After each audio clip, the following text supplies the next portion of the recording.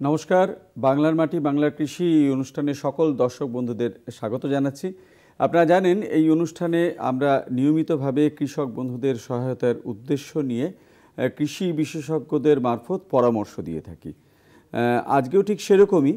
আজকে এমন একটা বিষয় নিয়ে আমরা আলোচনা করব যেটা অত্যন্ত গুরুত্বপূর্ণ। আসলে তন্ডুল জাতীয় শস্যের পাশাপাশি তৈলবীজের পাশাপাশি সবচেয়ে যেটা বেশি গুরুত্বপূর্ণ সেটা হচ্ছে ডাল শস্যের চাষ। এবং আমাদের এখানে পশ্চিমবঙ্গে বিভিন্ন মরশুম অনুযায়ী অনেকগুলো মরশুমে ডাল শস্যের চাষ হয়, যার মধ্যে অন্যতম একটা হচ্ছে রবি মরশুমের চাষ। এই সময় মসুর ডাল থেকে, খেসারির থেকে, মটর থেকে এই সমস্ত কটা ডাল কিন্তু এই সময়টা চাষ হয়, মানে রবি মরশুমে চাষ হয়। এবং এই চাষের শুরুতেই এখন যেমন ডালের যে বীজ, সেই বীজ বোনার কাজ চলছে জমিতে। এই চাষের শুরুতে প্রস্তুতি পর্বে বেশ কিছু বিষয় থাকে যেগুলোকে গুরুত্ব না দিলে কিন্তু আমাদের ফলনের ক্ষেত্রে সেগুলো মানে একটা বিফলতার দিকে নিয়ে যাবে। সেই জায়গা থেকে আজকে আমরা স্টুডিওতে আলোচনা করব রবি ডাল শস্য চাষের প্রস্তুতি এই বিষয় নিয়ে। এবং এই বিষয় নিয়ে আলোচনা করবার জন্য আমাদের মধ্যে উপস্থিত রয়েছেন দুজন বিশিষ্ট অতিথি। আমার ঠিক বাঁদিকে রয়েছেন মোহাম্মদ আনিকুল ইসলাম, উপকৃষি অধিকর্তা, পুরুলিয়া, এবং আমার ডান দিকে রয়েছেন ডক্টর পরিমল বর্মন, সহকৃষি অধিকর্তা, বিষয়বস্তু রঘুনাথপুর, পুরুলিয়া থেকে এসেছেন। এবং অবশ্যই রয়েছেন দর্শক বন্ধু, আপনারা টিভি স্ক্রিনে টেলিফোন নম্বরে ফোন করে আপনারা এই আলোচনায় সরাসরি যোগ দিতে পারেন। আমি আনিকুলবাবু আজকে আলোচনা শুরু করব আপনাকে দিয়ে। এই যে ডাল শস্য, তার মধ্যে রবি ডাল শস্য বলতে আমরা ঠিক কি বুঝবো বা কি বোঝাবো, যদি একটু বলেন শুরুতে। আচ্ছা, রবি ডাল শস্য বলতে আমরা রবি মরশুম অর্থাৎ আমাদের যে শীতকাল, সেই শীতকালে আমরা ডাল জাতীয় যে সমস্ত ফসলগুলো চাষ করে থাকি সেগুলোকে বোঝাই। যেমন মসুর, ছোলা, খেসারি বা তেওড়া, মটর, এই সমস্ত ডাল শস্য। এই সমস্ত ডাল শস্যর আমাদের যে খাদ্যশস্য, তার মধ্যে যেমন সিরিয়ালস অর্থাৎ দানা শস্য, তার সঙ্গে আমাদের ডাল শস্য, এই দুটোই গুরুত্বপূর্ণ। এবং এগুলো লেগুম ক্রপ, অর্থাৎ এদের শেকড়ে আপনার এক রকমের উপকারী ব্যাকটেরিয়া বাসা বাঁধে। সেই জন্য এগুলো একটু যত্ন সহকারে যদি আমরা করি তাহলে ফলনও ভালো হয়, আবার জমির উর্বরতা বৃদ্ধি পায়।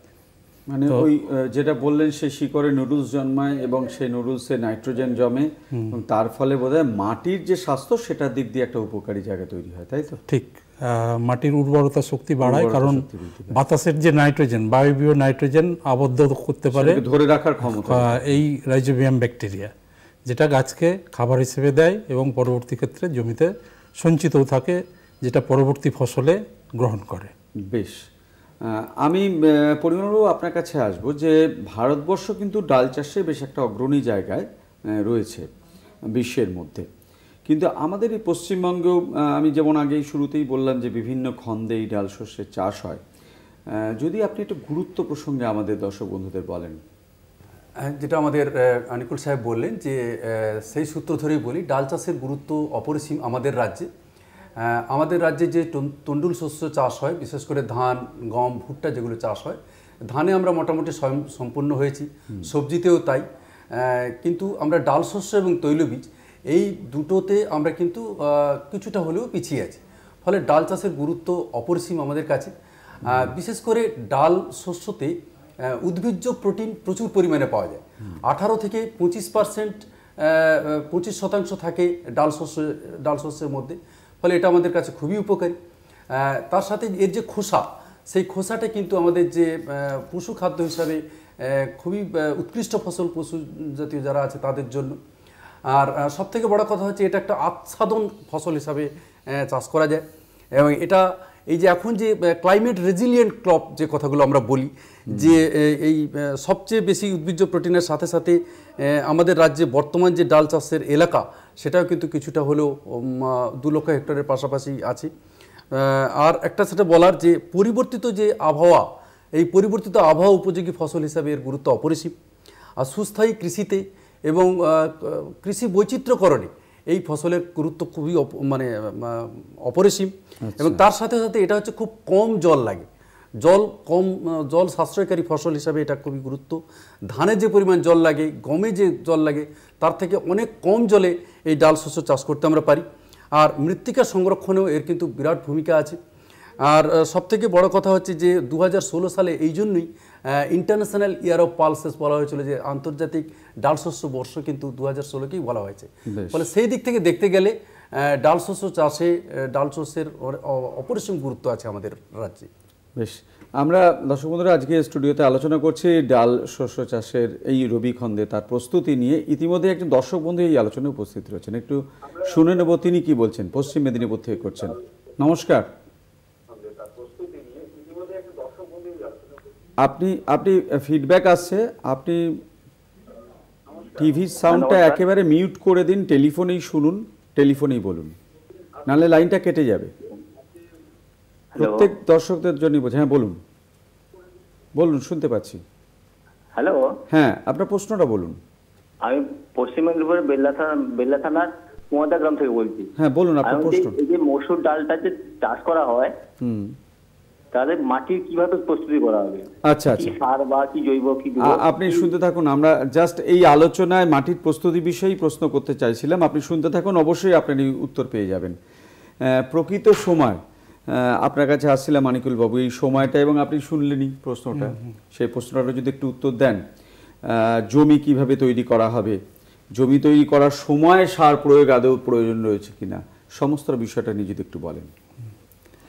হ্যাঁ, ডাল শস্য রবি মরশুমে আমাদের বোনার উপযুক্ত সময় হলো যে কার্তিক মাসের মাঝামাঝি থেকে অঘ্রাণ মাসের মাঝামাঝি পর্যন্ত, অর্থাৎ ইংরেজি মাস ধরলে আমাদের নভেম্বর মাসটা পুরোটাই আমরা ডাল শস্য চাষ করতে পারি। খুব বেশি আগে যদি বোনা যায় তাহলে দেখা যায় যে গাছের অঙ্গজ বৃদ্ধি বেশি হয়, শাখা প্রশাখা বেশি হয়, ফলে সময় মতো ফুল ফল আসে না। আবার খুব দেরি হয়ে গেল, গাছের বৃদ্ধি ঠিক মতো না হয়, সেক্ষেত্রেও ফলন মার খায়। তাই আমাদের সঠিক সময়ে বুনতে হবে। আর বোনার জন্য যে জমি তৈরি করা, যেহেতু ডাল শস্য মোটা দানা এবং এর শেকড়ে রাইজোবিয়াম বাসা বাঁধে, তাই খুব বেশি চাষ দেওয়ার দরকার নেই। 2 থেকে 3টে চাষ দিয়ে তারপরে শেষ চাষের আগে আমাদের প্রয়োজনীয় সার দিতে হবে। এক্ষেত্রে সার হিসেবে আমাদের জৈব সার দিতে পারলে খুবই ভালো, যদিও এখন জৈব সারের অভাব। 1 গাড়ি অর্থাৎ 3 থেকে 4 কুইন্টাল জৈব সার, এবং সেই সঙ্গে কিছু রাসায়নিক সারও লাগবে।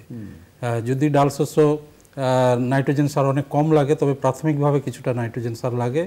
তো সেক্ষেত্রে আমরা যদি খেসারি এবং মটর করি, তাহলে এনপিকে 8-16-16 এই মাত্রায় আমাদের সার দিতে হয়। অর্থাৎ বিঘা পিছু 5.5 KG urea, single super phosphate 33 KG এবং পটাশ 9 কেজি, পুরোটাই মূল সার হিসেবে দিয়ে দিতে হবে। পরবর্তী ক্ষেত্রে যখন ওই রাইজোবিয়াম সে করে নডিউল তৈরি করবে, তখন সে বাতাসের নাইট্রোজেনটা ধরে গাছকে দেবে, ফলে আলাদা করে আর কোনো চাপান সার দিতে হবে না। আর ছোলা আর মসুরের ক্ষেত্রে সারের পরিমাণ একটু বেশি লাগে, সেক্ষেত্রে এনপিকে 12-24-24 এই হিসেবে দিতে হয়। অর্থাৎ বিঘা পিছু ইউরিয়া লাগে 9 কেজি, সিঙ্গেল সুপার ফসফেট লাগবে 50 কেজি, আর মিউরেট অফ পটাশ লাগবে 12 থেকে 13 কেজি। এইভাবে আমরা শেষ চাষের আগে জমিতে রাসায়নিক সার দিয়ে তারপরে বীজ শোধন করার পর আমরা জমিতে বুনবো। আচ্ছা, বেশ। মসুর ডাল বোনার ক্ষেত্রে যে প্রশ্নটা এসেছিল, সেটাও কি একইভাবে এই সময়টা? হ্যাঁ, মসুর ডাল বা খেসারি মটর এগুলো মোটামুটি কার্তিক মাসের মধ্যেই যদি আমরা বুনতে পারি তাহলে খুবই ভালো হয়। ছোলার ক্ষেত্রে একটু দেরি করা যেতে পারে, অর্থাৎ অঘ্রাণ মাসের মাঝামাঝি পর্যন্ত। তাহলে এখনই উপযুক্ত সময়। এখন যদি জমি কৃষক বন্ধুর জমি ফাঁকা থাকে, তাহলে তিনি এখনই মসুর বুনে দিতে পারেন। তাহলে আমরা সঠিক সময়ে একদম অনুষ্ঠানটি করছি। ঠিক। দর্শক বন্ধুরা, আপনারা যারা টেলিফোন করছেন তারা 033-222-0184 এই নম্বরে সরাসরি আমাদের সঙ্গে স্টুডিওতে কথা বলতে পারেন, কিন্তু কথা বলবার সময় টেলিভিশনের সাউন্ডটি একদম মিউট করে দেবেন, নাহলে আমাদের স্টুডিওতে শুনতে অসুবিধা হয়। আপনার টেলিফোনেই শুনবেন, টেলিফোনেই বলবেন। আমি সরাসরি পরিমাণবাবু আপনার কাছে আসব। ডাল শস্যের বীজ কোথা থেকে একজন কৃষক বন্ধু সংগ্রহ করবেন? ডাল শস্যের বীজ সংগ্রহ করার আগে আমি 2-একটা কথা বলতে চাই। সেটা হচ্ছে যে বীজ হলো যে কোনো ফসলের, শুধু ডাল শস্য নয়, সেটা তন্ডুল শস্য হতে পারে, সেটা সবজি হতে পারে। যে কোনো ফসল চাষের ক্ষেত্রে তার সেই ফসলের যে বীজ, সেটা হচ্ছে সবথেকে গুরুত্বপূর্ণ উপকরণ।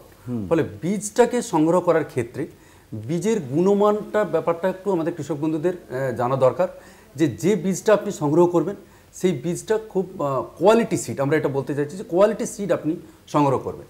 সেই কোয়ালিটি সিড বলতে যেটা বোঝাচ্ছে সেটা হচ্ছে যে সংশিত বীজ আপনারা ব্যবহার করবেন। সেই সংশিত বীজ মানে যেই বীজের প্যাকেটটা আপনি কিনবেন সেই বীজে একটি নীল রঙের কার্ড থাকবে, সেটাই হচ্ছে শংসাপত্র, এবং তার সাথে একটা সাদা রঙের কার্ড থাকবে। এই সাদা রঙের কার্ডটা হচ্ছে যেখান থেকে ওই বীজটা উৎপন্ন হচ্ছে সেই উৎপাদনের কার্ড। আরেকটা যে ট্যাগ লাগানো থাকবে যেটা বললাম যে নীল রঙের কার্ড, সেইখানে সেই বীজের গুণগত মান মানে কোয়ালিটি সিডের কিছু ক্যারেক্টার ওখানে চারিত্রিক বৈশিষ্ট্য তোলা থাকবে। তার মধ্যে সবথেকে বড় গুরুত্বপূর্ণ হলো যে ওই বীজের অঙ্কুরোদ্গম ক্ষমতা কতটা। আমাদের ডাল শস্যের ক্ষেত্রে অঙ্কুরোদ্গম ক্ষমতা মিনিমাম 75 থেকে 80% থাকতেই হবে। আরেকটা হচ্ছে তার বাহ্যিক যে মানে ফিজিক্যাল ক্যারেক্টারিস্টিক্স সেটা ন্যূনতম 98% থাকতেই হবে। ফলে এইটা কিন্তু আমাদের একটু দেখে নিতে হবে। বাহ্যিক শুদ্ধতার কথা যেটা আমি বললাম, কারণ কি যে কৃষক বন্ধুরা যদি সঠিক গুণমানের বীজ না নেন, তার সঠিক গুণমানের বীজ নিলে তার উৎপাদন কিন্তু প্রায় 20% বেড়ে যায়। তো সেইটা দেখে খেয়াল করে আপনারা সংশোধিত বীজ কিনবেন। কিন্তু এই বীজ সংগ্রহ করার জন্য আমাদের রাজ্য বীজ নিগম আছে, রাজ্য বীজ নিগম থেকে নিতে পারেন। আমাদের জাতীয় বীজ নিগম আছে, কিছু সমবায় সমিতি যারা তাদের কাছ থেকে নিতে পারেন। আমাদের যেগুলো কৃষি খামার, পশ্চিমবঙ্গ সরকারের যে কৃষি খামারগুলো আছে সেগুলো থেকে নিতে পারেন, অথবা আমাদের যে পশ্চিমবঙ্গ সরকারের কৃষি বিভাগ সেখান থেকেও বীজ সংগ্রহ করতে পারেন। অনুমোদিত কিছু ডিলার আছে তাদের কাছ থেকেও সংগ্রহ করতে পারেন। এমনকি যে সমস্ত প্রগতিশীল কৃষক তাদের কাছ থেকেও আপনারা নিতে পারেন। এমনকি আপনাদের কিছু ঠিকঠাক পদ্ধতি মেনে নিজের বীজ নিজেই উৎপাদন করতে পারবেন। বাইরে থেকে আর আপনাকে ভরসা করতে হবে, নিজের বীজ নিজেই তৈরি করতে পারবেন। ফলে বীজ সংগ্রহ করার অনেকগুলো জায়গা আছে, সেখান থেকে আপনারা সঠিক গুণমানের বীজ আপনারা সংগ্রহ করবেন। বেশ, পরিমলবাবুকে অসংখ্য ধন্যবাদ। বিস্তারিতভাবে বীজ কোথা থেকে পাওয়া যাবে এটা আমাদের এবং আপনাদের সামনে তুলে ধরবার জন্য। আমি আসবো জীবাণু সারের প্রসঙ্গ, এবং এটি ডাল শস্য চাষের ক্ষেত্রে একটা গুরুত্বপূর্ণ বিষয়, যদি একটু বলেন এই গুরুত্বর কথাটা। আচ্ছা, ডাল সিম্বিগোত্রীয় উদ্ভিদ, এবং সিম্বিগোত্রীয় উদ্ভিদ হওয়ার ফলে এর শেকড়ে এক ধরনের উপকারী জীবাণু রাইজোবিয়াম। আচ্ছা, আমরা এই উত্তরটা নেব। এই উত্তরটার আগে একজন দর্শক বন্ধু এই মুহূর্তে একটু আলোচনায় আছে, একটু শুনে নিয়ে তারপর আপনার উত্তরটা নিচ্ছি। হ্যাঁ, নমস্কার। হ্যাঁ নমস্কার, কলকাতা টিভি। হ্যাঁ বলুন, আপনার প্রশ্নটা বলুন। আমার প্রশ্নটা হচ্ছে, আপনারা কিছুক্ষণ আগে যে সার পদ্ধতিটা বলেন সেটা আমি ঠিক মতো শুনতে পেলাম না। আচ্ছা, আপনি তখন সবেমাত্র টিভিটাকে চালিয়েছি। আচ্ছা, আপনি শুনতে থাকুন, আমরা নিশ্চয়ই আলোচনার ফাঁকে করব। আপনি শুনতে থাকুন, আমরা আলোচনা করছি। হ্যাঁ, রাইজোবিয়ামের যে প্রশ্নটি ছিল। হ্যাঁ, তো বীজ বোনার আগে আমাদের রাইজোবিয়াম জীবাণু সার মিশিয়ে তারপরে ডাল শস্যের বীজ বুনতে হবে।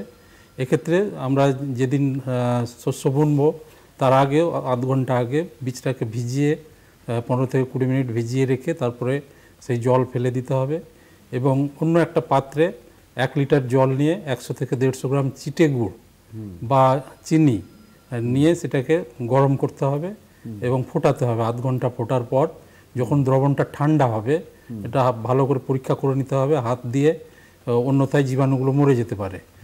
তো সেই মিশ্রণে 2 প্যাকেট, একর প্রতি 2 প্যাকেট অর্থাৎ 400 গ্রাম এই রাইজোবিয়াম জীবাণু সারের কালচার মিশিয়ে নিতে হবে, এবং ওই মিশ্রণে 1 একরে যে পরিমাণ বীজ লাগবে সেই বীজের সঙ্গে মাখিয়ে তারপরে জমিতে বুনতে হবে।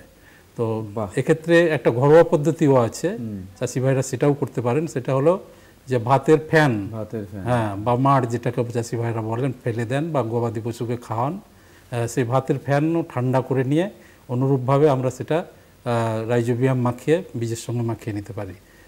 তাহলে পরেই সেটা রাইজোবিয়াম জীবাণু সারের যে মিশ্রণ সেটা ভালোভাবে তৈরি হয়ে যাবে। বাহ, মানে খুব সহজ পদ্ধতিগুলো আপনি বললেন আর কি, যেগুলো খুব সহজেই কৃষক বন্ধুরা কিন্তু করে নিতে পারবেন। ডাল শস্যের উন্নত জাত, মানে জাতটা এই কারণে গুরুত্বপূর্ণ, সমস্ত কিছুর সঙ্গে কিন্তু এই জাতের এবং তার ফলনটা কতটা হবে তা নির্ভর করে এই জাতটার উপরে। একটু যদি বলেন জাত প্রসঙ্গে, উন্নত জাত প্রসঙ্গে। আমাদের এখানে মূলত যে সমস্ত ডাল শস্যগুলো হয়, মুগ, কলাই, মুসুরি, ছোলা, মটর, খেসারি এবং অড়হর, এবং কিছু কিছু জায়গায় ক্ষেত্রে সয়াবিনও হয়। তো এই সমস্ত ডাল শস্যের আমি একটু আগেই বলেছি যে বীজটাকে সংগ্রহ করতে হবে ঠিকঠাকভাবে, যেটা সংশোধিত বীজ হবে, এবং তার সাথে সাথে উন্নত জাতের একটা ব্যাপার থাকে। কারণ বেশ কিছু জাত আছে যেগুলো কিনা কিছু রোগ বা পোকা দ্বারা আক্রান্ত হয়, ফলে আমাদের এমন কিছু জাত ব্যবহার করতে হবে যেগুলোতে ওই রোগ পোকা সহনশীল অথবা রোগ পোকা প্রতিরোধী জাত সেগুলো ব্যবহার করতে হবে। তার সাথে সাথে আমাদের কিন্তু বেশি উৎপাদন হবে এরকম জাতও আমাদের সংগ্রহ করতে হবে। আচ্ছা, এগুলো কত দিনের মোটামুটি মেয়াদটা কত দিনের? মেয়াদটা হচ্ছে ধরুন আপনি মটর বা খেসারি এগুলো যদি বলেন ধরুন 110 থেকে 115 দিন। আচ্ছা, মোটামুটি 110 থেকে 115 দিনের মধ্যেই আমাদের সমস্ত ডাল শস্যই কিন্তু এসে যায় সাধারণভাবে। তো মুগের ক্ষেত্রে যদি আমরা সোনালী, পান্না, পিডিএম 54, সম্রাট, এই জাতগুলো কিন্তু মুগের জন্য খুব ভালো। কলাইয়ের ক্ষেত্রে সারদা, গৌতম, কালিন্দী, এগুলো কিন্তু আমাদের কৃষক বন্ধুরা করে আসছেন দীর্ঘদিন ধরে, ফলে তারা জানেন এই জাতগুলো। উত্তরা, বসন্ত বাহার, মুসুরির জন্য সকলেই জানেন আশা, রঞ্জন, সুব্রত, এই জাতগুলো মুসুরির খুব ভালো জাত। ছোলার জন্য সকলেই জানেন মহামায়া 1, মহামায়া 2, অনুরাধা, এগুলো ছোলার জন্য খুব উন্নত জাত। মোটরের জন্য ধূসর, GF68, DDR23, এইগুলো খুব উন্নত জাত। খেসারির জন্য নির্মল, রতন, যেটা BIOL 212, তার সঙ্গে এখন নতুন ইন্ট্রোডাকশন হয়েছে, এটা হচ্ছে প্রতীক বলে একটা জাত আমরা রাজ্য সরকারের কৃষি বিভাগ থেকে আমাদের কৃষক বন্ধুদের দেওয়া হচ্ছে। অড়হরের সবাই জানে যে শ্বেতা, চুনি, রবি বা UPAS 120 যে জাতটা, এগুলো খুবই উন্নত জাত, যেগুলো কিনা আমাদের যে উদ্দেশ্য নিয়ে আমাদের আজকের এই আলোচনা বা আমাদের কৃষক বন্ধুদের কাছে যে পরামর্শ, যে এই জাতগুলোই কিন্তু এই সমস্ত ডাল শস্যের জন্য খুব উন্নত জাত, এবং এখান থেকে আপনার রোগ প্রতিরোধক ক্ষমতা এদের মধ্যে আছে, এবং তার সাথে সাথে জল কম লাগবে, এবং তার সাথে সাথে উৎপাদনটাও আমরা বেশি পাবো। কৃষক বন্ধুরা যাতে উৎপাদন বেশি পায় সেটাই আমাদের আসল উদ্দেশ্য, এবং সেই জন্যই এই সমস্ত জাতগুলি আপনারা ব্যবহার করবেন। মানে সব দিক দিয়ে এই জাতগুলো অনেক বেশি, জাতগুলো চাষ করলে উপকৃত হবে কৃষক বন্ধুরা। ঠিক। আমরা একটু আবহাওয়া, জলবায়ু, মাটি, যেগুলো অত্যন্ত গুরুত্বপূর্ণ এই ডাল চাষের ক্ষেত্রে, যদি একটু সংক্ষেপে আমাদেরকে আনিকুলদা একটু বলেন। হ্যাঁ, ডাল চাষের জন্য যে খুব উর্বর মাটি দরকার তা নয়, মাটি মোটামুটি মাঝারি অবস্থান, যেখানে জল দাঁড়াবে না, এই কথাটি আমাদের মাথায় রাখতে হবে। মানে জল নিকাশিটা ভালো থাকবে, জল নিকাশি ব্যবস্থাপনা ভালো থাকবে। আর দোআঁশ, বেলে দোআঁশ, এই জাতীয় মাটির pH 6 থেকে 7 এর মধ্যে থাকবে, এইরকম মাটি আমাদের নির্বাচন করতে হবে। এছাড়া আমন ধানের ক্ষেত্রে নিচু জমি হলেও অসুবিধে নেই, যাতে জল না দাঁড়ায় সেই জমি আমাদের নির্বাচন করে সেখানে আমরা ডাল শস্য বুনতে পারি। আবহাওয়া হতে হবে রবি ডাল শস্যের জন্য যে শীতল এবং শুষ্ক আবহাওয়া, এবং রৌদ্রর পরিমাণ বেশি থাকবে, অর্থাৎ রৌদ্রোজ্জ্বল দিন থাকবে, এরকম আবহাওয়ায় ভালো।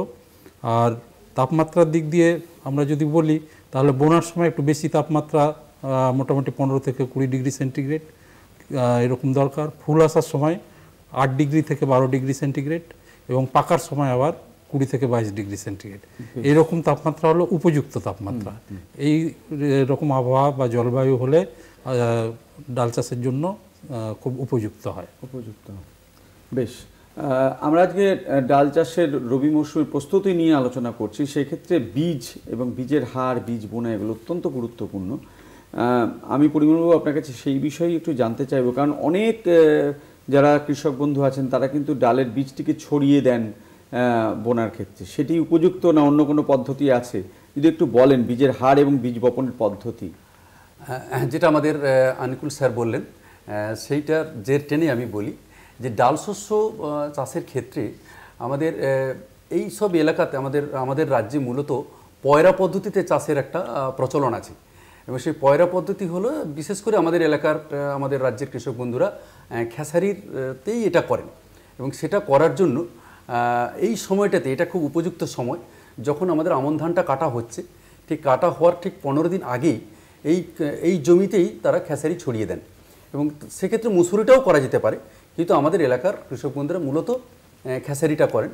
তো এটা এই সময়টা কি হয় যে মাঠে এখন জমিতে রস আছে, মাটিতে রস আছে, এই রসটাকে কাজে লাগিয়েই আমাদের একটা এক্সট্রা ফসল কিছু কম দিনে যাতে জমিটাকে কাজে লাগানো যায়, ধান কাটার ঠিক 15 দিন আগেই যদি আমরা এটা ছড়িয়ে দেয় আমাদের কৃষক বন্ধুরা, তাহলে কিন্তু এটা একটা ভালো ফলন পাওয়া যেতে পারে।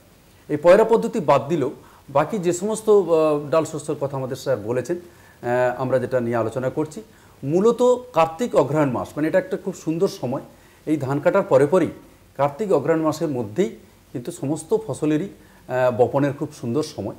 এবং বিভিন্ন ক্ষেত্রে যে আমরা বীজের কথা বলেছি, বীজের হার মোটামুটি সবার জন্য যদি ছিটিয়ে বোনা আমাদের এখানকার একটা প্র্যাকটিস আছে, আমাদের কৃষক বন্ধুরা করে, কিন্তু উন্নত পদ্ধতিতে চাষ করতে গেলে, বেশি ফলন পেতে গেলে সারিতে রোয়া, সারিতে লাগানো কিন্তু একটা করা উচিত বলে আমাদের মনে হয়। সেক্ষেত্রে আমাদের মুগ বা কলাইয়ের জন্য এটা 3 থেকে 4 কেজি প্রতি বিঘেতে লাগবে লাইনে যদি লাগানো যায়। সে লাইনে লাগাতে গেলে 20 সেন্টিমিটার দূরে দূরে একটা সারি হবে এবং একটা গাছের থেকে একটা গাছের দূরত্ব 10 সেন্টিমিটার হবে এবং প্রতি বর্গমিটার এলাকাতে 30 থেকে 33টি গাছ থাকতে হবে।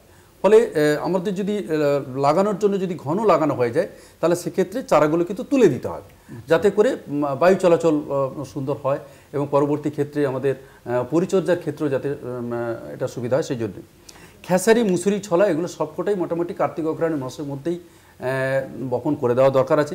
এবং খেসারির জন্য বিঘে প্রতি 6 কেজি লাগবে, মুসুরির জন্য 5 কেজি এবং ছোলার জন্য একটু বেশি 8 কেজি লাগবে। কিন্তু এটা লাইন লাগানোর জন্য, সারিতে বোনার জন্য বলা হচ্ছে। কিন্তু যদি ছড়িয়ে বোনাতে হয় তাহলে কিন্তু আরও 2 কেজি বীজ বেশি লাগবে, কারণ ছড়িয়ে বুনবে, হাতের মাপ তো কৃষক বন্ধুরা হাতেই ছড়াবে। ফলে সেক্ষেত্রে বীজের হারটা একটু বেশি লাগবে। কিন্তু প্রত্যেক ক্ষেত্রে যেটা হবে যে সারিতে বুনলে যেটা হয় যে পরবর্তী ক্ষেত্রে আমাদের যে পরিচর্যার ক্ষেত্রে আপনি তাতে অনেক সুবিধা, অনেক সুবিধে, সার প্রয়োগ করা বা আগাছা দমন করা, আমাদের কিছু ওষুধ স্প্রে করা, মানে সামগ্রিক পরিচর্যার জায়গাটা কিন্তু অনেক সুবিধা হবে। তার মানে আপনারা সারিতে বোনার জন্যই বলছেন। আমরা বলছি অড়হর এবং মটরের ক্ষেত্রে শুধু একটু বলে দিই, ওটা যেহেতু একটু বড় দানার বীজটা, সেই জন্য বিঘা প্রতি 10 কেজি হিসাবে দরকার আছে, মানে বীজের হার। একদম, অনেক ধন্যবাদ। আমাদের আলোচনা প্রায় শেষ পর্বে আমরা চলে এসেছি, মিনিট 3 মতো সময় আছে। একটু যদি গুরুত্বপূর্ণ একটা বিষয় বীজ শোধন, এটা আমরা জানি যে টিকাকরণের মতো প্রায়, যদি একটু বলেন এই গুরুত্বটা নিয়ে এবং বীজ শোধন কিভাবে করবেন। যে কোনো ফসল চাষ করার আগে আমরা বলি অবশ্যই বীজ শোধন করে নেবেন, কারণ মানুষের যেমন টিকাকরণ ফসলের ক্ষেত্রে তেমনি বীজ শোধন। তো বীজ শোধন আমাদের দুটো উপায়ে করা যায়, একটা হলো জৈব উপায় আর একটা রাসায়নিক উপায়। জৈব উপায়ে যদি বীজ শোধন করি তাহলে আমাদের বেশ কিছু উপকারী জীবাণু আছে, যেমন ট্রাইকোডার্মা ভিরিডি প্রতি কেজি বীজে 5 থেকে 10 গ্রাম হিসেবে মিশিয়ে তারপরে মাঠে বুনতে হবে। অন্যথায় যদি আমরা রাসায়নিক ব্যবহার করি তাহলে যেহেতু শেষ বেলায় আমরা রাইজোবিয়াম কালচার মেশাই, তো রাইজোবিয়াম কালচার মেশানোর অন্তত 7 থেকে 10 দিন আগে রাসায়নিক দিয়ে শোধন করতে হবে। রাসায়নিক যেমন ম্যানকোজেব, থাইরাম, ক্যাপটান এই জাতীয় যে কোনো একটা রাসায়নিক প্রতি কেজি বীজে 2 গ্রাম হিসেবে মিশিয়ে ভালো করে বীজের সঙ্গে মাখিয়ে নিতে হবে, তাহলে পরেই বীজ শোধন হবে। সবসময় একটা কথা মাথায় রাখতে হবে যে রাইজোবিয়াম যেহেতু আমরা পরে মেশাচ্ছি, কোনোভাবেই যেন রাইজোবিয়াম মেশানোর পর বীজ রাসায়নিকের সংস্পর্শে না আসে, নাহলে পরে রাইজোবিয়াম জীবাণু যেহেতু এগুলোর প্রাণ আছে এগুলো সব মারা যাবে এবং কোনো কাজ আমরা পাবো না, চাষি ভাইরাও সেই কাজ পাবেন না। এটা মাথায় রেখে আমাদেরকে বীজ শোধনের কাজটাও করতে হবে। বাহ, ভালো ফলন পেতে গেলে কি কি করণীয়? একদম আমরা ডাইং সেকেন্ডসে প্রায় আছি, 30 সেকেন্ডের মধ্যে উত্তরটা দেবেন। না, 30 সেকেন্ডের মধ্যে বলা যাবে না, একটু যতটা সংক্ষেপে করে যেটা টেক হোম মেসেজ, একদম জাস্ট ছোট ছোট কথা। যে প্রথম হচ্ছে উন্নত মানের বীজ, এটা 1 নম্বর। যেটা স্যার বললেন যে বীজ শোধন, এটা খুব গুরুত্বপূর্ণ একটা ব্যাপার। তারপরে হচ্ছে যেটা যে বীজ সংগ্রহ করা এবং উন্নত মানের বীজ, যেটা কোয়ালিটি সিড আমরা বলছি, বীজ সংগ্রহ করাটা খুব সংশোধিত বীজ, এটা লাগবে। 3 নম্বর হচ্ছে যেটা স্যার বললেন যে বীজ শোধন এবং রাইজোবিয়াম কালচার যেটা দিয়ে করতে হবে, এটা করার ব্যাপার আছে। আর হচ্ছে সার প্রয়োগ। এই সার প্রয়োগ করার আগে মাটি পরীক্ষার ভিত্তিতে সুষম সার প্রয়োগ করতে হবে এবং সঠিক সময়ে বীজ বপন করতে হবে এবং সঠিক গুণমানের বীজ সঠিক সময় এবং যতটা দরকার বীজের হারটা কিন্তু খুব গুরুত্বপূর্ণ, বেশি দেওয়া যাবে না, যতটা দরকার ঠিক ততটাই। আরেকটা কথা বলার, সেটা হচ্ছে সুসংগত উপায়ে রোগ পোকা দমন। প্রত্যেকটা ফসলেরই একটা রোগ পোকার আক্রমণ আসবেই, ডাল শস্য তার মধ্যে আলাদা নয়।